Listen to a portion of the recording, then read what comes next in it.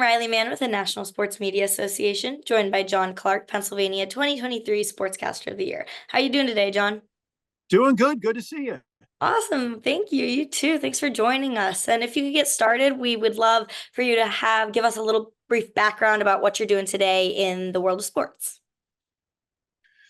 Well, let's see. Today, it's a Monday, and then all these things are happening in Philadelphia. Joel Embiid could either return tomorrow night or Thursday night, so that's a big deal. The MVP of the NBA, Yes, and sir. then the Phillies. The Phillies are playing tonight. They've got some rain outside, so it's looking kind of dreary. That's April baseball, um, or March baseball. Yeah. But then the Eagles officially traded Hassan Reddick, one of their better players. So yeah, there's always a lot of stuff going on in Philly sports. It's always pretty wild. Awesome. It sure sounds like it. How does it feel knowing that you've won this award not once, but twice now? I'm surprised. Yeah. I'm honored. I'm honored. I'm so appreciative of the organization, and I'm so appreciative of anybody that voted for me. I look at it as I get to be a sportscaster in my hometown. It's a privilege.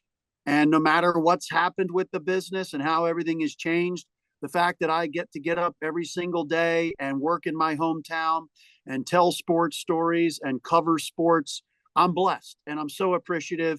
And I don't even really consider it a job. To me, it's what I set out to do when I realized I couldn't play sports. I wanted to tell stories and talk about it. So it really is an honor, and I thank the organization for having this and bringing all the sportscasters together in America. And I'm looking forward to June. Awesome. Well, congrats again. And it's got to be awesome working in your hometown, covering all these stories. With that being said, have you always worked in your hometown? Or has this been something that has, over the years, turned into? So I went to Temple University in Philly, Okay. and then I luckily was able to get a job right out of college at Atlantic City's NBC station, which is no longer there. And then after a year there, I was able to get a job in West Palm Beach, Florida, which is an incredible market, obviously, Florida, near the ocean. Yeah. And then after 2 years there, I was able to get my dream job coming home here to Philadelphia and to work in my hometown. And I really think that when you have a passion for something and you care so much about something and it means a lot to you, that you'll be a whole lot better at it. So to work in my hometown is a gift, and I really, really want to make sure that I stay here. So I put everything I have of myself into my job and work very hard to try to stay here and hold on, especially in this changing environment in the sports industry. Oh, for sure. Well, that's awesome. Thank you. Do you have any plans for the future years of your career or anything that you hope to accomplish in the future? Yeah, I hope to continue to grow the podcast that we have Yeah. and continue to break stories, continue to tell good stories, and continue to evolve with all the different mediums that are out there. When I first started, it was basically you go on TV at 4 o'clock, 5 o'clock, 6 o'clock, and 11 o'clock and give all the sports and talk about the sports and interview people. But now it's so much more. It's social media, it's podcasts. There's so many other things involved, and I just hope to keep evolving and keep up with the changes, because Sure. it keeps changing. I didn't know I'd be doing a podcast a couple of years ago. Yeah. Well, best of luck to you on all of that and all the different platforms nowadays. With the podcast, how did that get started? What were your steps in getting that going, and what has it brought you so far? It's actually been really cool. And, when we would do interviews with people, or let's say breaking news stories, a player is released or traded, or there's a lot of things going on. We would interview somebody, let's say for 20 minutes, and maybe we'd only use 45 seconds of it on the news sometimes. Yeah. And so we said, wow, there's all this other stuff and the conversations and things like that really isn't being put out there for anybody to see or hear. So we said, well, why don't we do a podcast and put all of those interviews and all of the analysis and things like that on a podcast? And Yeah. it's turned out great. The first podcast I ever did was former Eagles coach Doug Peterson, and it was the first interview he did after being fired by the Eagles. He had won a Super Bowl here, so it's kind of surprising. So that was one of those things where it's like, this is exactly why we wanted to do it, because sometimes, you only get to put a certain amount on the news, and then there's kind of an appetite here in Philadelphia for Oh extended yeah. interviews and things like that. Yeah. So Yeah, it's worked out well. that's awesome. Do you have any favorite stories that you've covered or anything this year that you believe has led you to receiving this award? So let's see, this past year, there's so many things that run together, but the Phillies went to the NLCS last year, game 7 at home. And then the Eagles, after going to the Super Bowl and losing to the Chiefs, they started off well, then faded. And definitely we had a lot of really fun, good guests on the podcast. And I'm off the top of my head.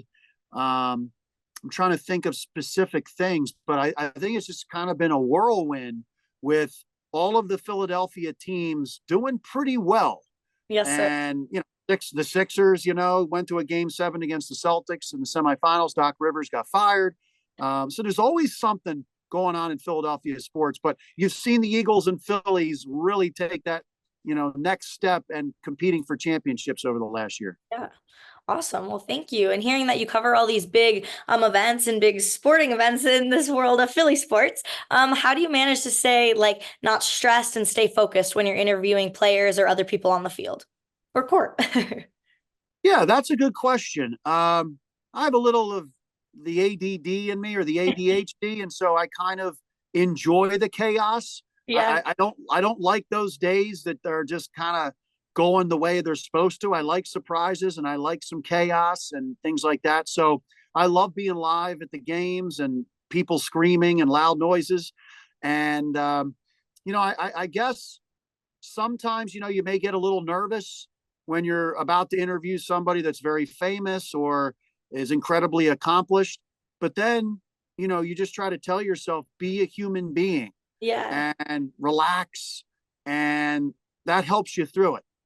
Because, when you start out, you're like, wow, okay, here's Michael Jordan. I've got the chance to ask him a couple questions. And you just try to be a regular person and also think of what the average person would be interested in or what they would ask that athlete. Yeah. Well, that's awesome. Thank you. Because that's a big piece of advice that I'll take with me if I get going in this career. With that being said, I have one more question for you, and that would be, what would you give for someone like me, your best piece of advice for getting their foot in the door and kind of starting on this path? That's a very good question. And it's fun to talk with somebody like you because I sense your energy, I sense your passion. And I remember when I was in college and coming out of college, and how much passion and energy I had for my job. I would say try to come in contact with as many people as you can in the business, whether that's interning at a TV station, radio station, newspaper, website, whatever. It doesn't matter.